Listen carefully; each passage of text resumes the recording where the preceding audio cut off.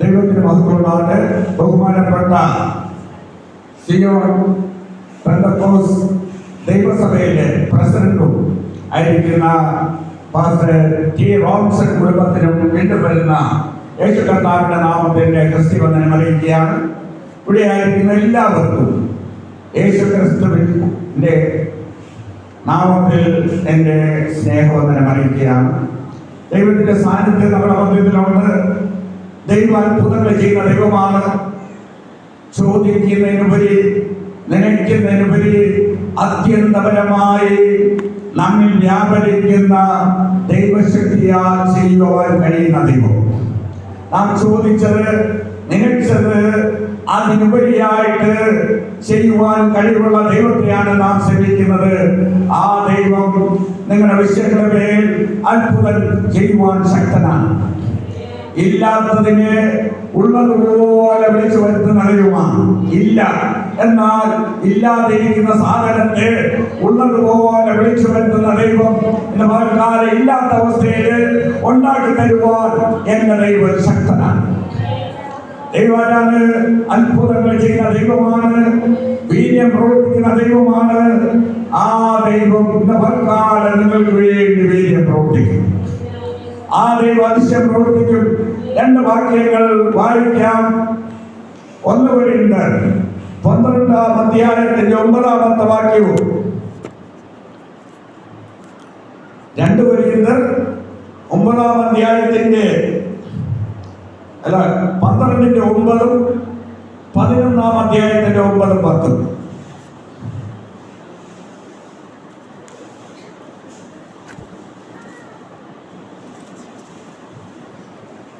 എടുത്താൽ എന്റെ കൃപ നിനക്ക് മതി, എന്റെ ശക്തി ബലഹീനതയിൽ തികഞ്ഞു വരുമെന്ന് പറഞ്ഞു. ആകയാൽ ക്രിസ്തുവിന്റെ ശക്തി എന്റെ മേൽ ആവസിക്കേണ്ടതിന് ഞാൻ അതിസന്തോഷത്തോടെ എന്റെ ബലഹീനതകൾ പ്രശംസിക്കും. അതുകൊണ്ട് ഞാൻ ക്രിസ്തുവിന് വേണ്ടി ബലഹീനത, കയ്യേറ്റം, ബുദ്ധിമുട്ട്, ഉപദ്രവം, ഞെരുക്കം എന്നിവ സഹിപ്പാൻ ഇഷ്ടപ്പെടുന്നു. ബലഹീനനായിരിക്കുമ്പോൾ തന്നെ ഞാൻ ശക്തനാകുന്നു. 13-ന്റെ 11 കൂടെ വായിച്ചത്. 13-ന്റെ 11. തീർച്ചയ്ക്ക് സഹോദരന്മാരെ സന്തോഷിപ്പീൻ, യഥാസ്ഥാനപ്പെടുവീൻ, ആശിച്ചുകൊള്ളുവീൻ, ഏകമനസ്സുള്ളവരാകുവീൻ, സമാധാനത്തോടെ ഇരിപ്പീൻ. എന്നാൽ സ്നേഹത്തിന്റെയും സമാധാനത്തിന്റെയും ദൈവം നിങ്ങളോടുകൂടി ഇരിക്കും. സ്വർഗത്തിൽ അധിവസിക്കുന്ന പിതാവാം ദൈവമേ, ഞങ്ങളുടെ രക്ഷയിതാവും വീണ്ടെടുപ്പുകാരനുമായ യേശുവേ, ഈ വായിച്ച വചനത്തെ വാഴ്ത്തണമേ, ആസ്വദിക്കണമേ, ശുശ്രൂഷിപ്പാൻ എന്നെ അധികാരപ്പെടുത്തണമേ, അധികാരത്തിന്റെ ശുശ്രൂഷണമേ. യേശു കർത്താവിന്റെ നാമത്തിൽ എന്റെ പ്രാർത്ഥന കേൾക്കണമേ. ആമേൻ. ദൈവത്തിന് മഹത്വം ഉണ്ടാകട്ടെ. സമാധാനത്തിന്റെ ദൈവം നിങ്ങളോടുകൂടി ഇരിക്കും. അപ്പോൾ സമാധാനത്തിന്റെ ദൈവം നിങ്ങളോടുകൂടി ഇരിക്കണ്ടേ? ജീവിതത്തിൽ സമാധാനം വേണ്ടേ? ജീവിതത്തിൽ സമാധാനം വേണമെങ്കിൽ, ആശ്വാസത്തിന്റെ ദൈവം നിങ്ങളോടുകൂടി ഇരിക്കണമെങ്കിൽ അവിടെ 2-3 കാര്യങ്ങൾ പറഞ്ഞിരിക്കുകയാണ്. അതനുസരിച്ചാൽ ജീവിതത്തിൽ എന്തുകൊണ്ട് സമാധാനം ലഭിക്കും. യേശു പറയാണ്, സമാധാനം ഞാൻ നിങ്ങൾക്ക് തന്നേച്ചു പോകുന്നു, എന്റെ സമാധാനം ഞാൻ നിങ്ങൾക്ക് തരുന്നു. ലോകം തരുന്ന സമാധാനമല്ല ഞാൻ നിങ്ങൾക്ക് തരുന്നത്. നിങ്ങളുടെ ഹൃദയം കലങ്കരുത്, ഭ്രമിക്കരുത്. ലോകത്തിൽ സമാധാനം തരാൻ പറ്റത്തില്ല. ലോകക്കാർക്ക് സമാധാനം തരാൻ വേണ്ടി പറ്റത്തില്ല. കുടുംബത്തിൽ മക്കൾ മുഖാന്തരം സമാധാനം ലഭിക്കണമെന്നില്ല. എന്നാൽ യേശു ക്രിസ്തു സമാധാന പ്രഭുവാണ്. ആ ദൈവം നമുക്ക് സമാധാനം തരും. അതേവരാണ് സമാധാനം. യേശു സമാധാന പ്രഭുവാണ്. സമാധാനം തരുന്ന ദൈവമാണ്. തന്നിലുള്ള സമാധാനം, താൻ ക്രൂശിൽ പ്രാപിച്ച സമാധാനം, ഈ സമാധാനം ഇന്ന് പകൽക്കാലം ഈ ദൈവസഭയ്ക്കും ഉണ്ടാകട്ടെ എന്ന് ഞാൻ ആദ്യമായിട്ട് ആശംസിക്കുകയാണ്. അപ്പൊ ക്രിസ്തുവിന്റെ സമാധാനം നിങ്ങളുടെ മേൽ വാഴണമെങ്കിൽ, ക്രിസ്തുവിന്റെ ആശ്വാസം നിങ്ങൾ ഉണ്ടാകണമെങ്കിൽ നാം എന്ത് ചെയ്യണം? 11 വായിച്ചേ. സഹോദരന്മാരെ സന്തോഷിപ്പീൻ, യഥാസ്ഥാനപ്പെടുവീൻ. നാം സന്തോഷമുള്ളവരായിരിക്കണം. എന്തിന്റെ സന്തോഷമാണ്? ക്രിസ്തുയേശുവിൽ നമ്മെ കുറിച്ചുള്ള ദൈവ ഇഷ്ടത്തിൽ സന്തോഷം വരികയാണ്. 1 തെസ്സലോനിക്ക 16-17 പേരൊക്കെ വായിച്ച്.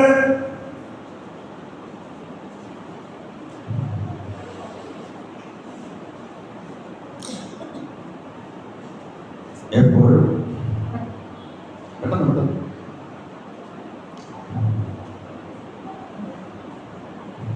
എപ്പോഴും സന്തോഷിപ്പിൻ. എപ്പോഴും സന്തോഷിപ്പിൻ. എന്ത് സന്തോഷമാണ്?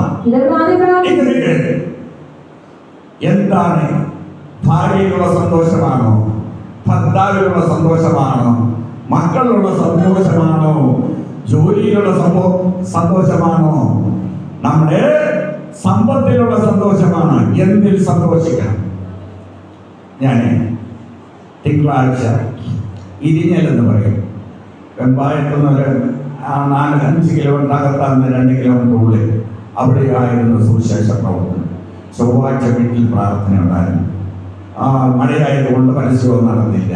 ബുധനാഴ്ച ആര്യനാട് ഉയ്യാത്തിലായിരുന്നു പരസ്യവും പ്രവർത്തനം. വ്യാഴാഴ്ച ഇവിടെ മെഡിക്കൽ കോളേജ്, കാലക്കോണം മെഡിക്കൽ കോളേജിലായിരുന്നു. ഓക്കെ. വെള്ളിയാഴ്ച മലമുകൾ പ്രാർത്ഥന കഴിഞ്ഞിട്ട് നെയ്യാറ്റിൻകരയായിരുന്നു.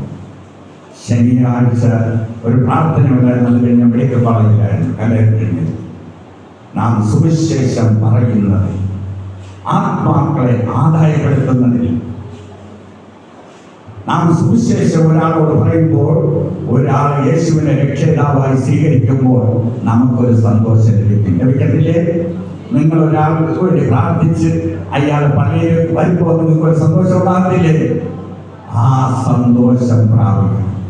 ആ സന്തോഷമുള്ളവരായിട്ടിരിക്കണം. അപ്പൊ സുവിശേഷം പറയുന്നതിൽ, ആത്മാക്കളെ നേടുന്നതിൽ സന്തോഷിക്കുന്നവരായി, ആത്മാവിൽ സന്തോഷിക്കണം, ആത്മാവിന്റെ സന്തോഷമുള്ളവരായിരിക്കണം. അതാണ് ക്രിസ്തുയേശുവിൽ നമ്മെ കുറിച്ചുള്ള ദൈവത്തിന്റെ ഇഷ്ടം. എപ്പോഴും സന്തോഷിപ്പിൻ, ഇടവിടാതെ പ്രാർത്ഥിപ്പിൻ, എല്ലാറ്റിനും സ്തോത്രം ചെയ്യുവിൻ. ഇതല്ലോ നിങ്ങളെ കുറിച്ച് ക്രിസ്തുയേശുവിൽ ദൈവ ഇഷ്ടം. അപ്പൊ നമ്മളെ കുറിച്ചുള്ള ദൈവത്തിന്റെ ഇഷ്ടം, ക്രിസ്തുയേശുവിൽ കൂടെയുള്ള ദൈവത്തിന്റെ ഇഷ്ടമാണ് സന്തോഷിക്കുക എന്നുള്ളത്. അതുകൊണ്ടോ നാം എങ്ങനെ ഉണ്ടായിരിക്കണം? നാം സന്തോഷിക്കുന്നവരായിരിക്കണം. അടുത്തത്, സന്തോഷിപ്പിൻ, യഥാസ്ഥാനപ്പെടുവിൻ. ഞാൻ എൻ്റെ ഭാര്യയെ ജീവിച്ചിരിക്കുന്ന കാലത്ത് പ്രാർത്ഥനയിലെ വിഷയങ്ങളുള്ളൂ. എന്തെങ്കിലും പ്രശ്നമുണ്ടെങ്കിൽ, എന്തെങ്കിലും അടുത്ത് പറഞ്ഞിട്ടുണ്ടെങ്കിൽ രാത്രി പ്രാർത്ഥിക്കുന്നതിന് മുമ്പ് യേശു ക്രിസ്തുവിന്റെ നാമത്തിൽ ക്ഷമ ചോദിക്കാതെ പ്രാർത്ഥിച്ചിട്ടിലേക്ക് വരാം. മനസ്സിലാക്കണം. എനിക്കറിയാം, ഞാൻ ഈ ബൈബിള് ഈ സുവിശേഷ വേലയ്ക്ക് ഇറങ്ങുമ്പോൾ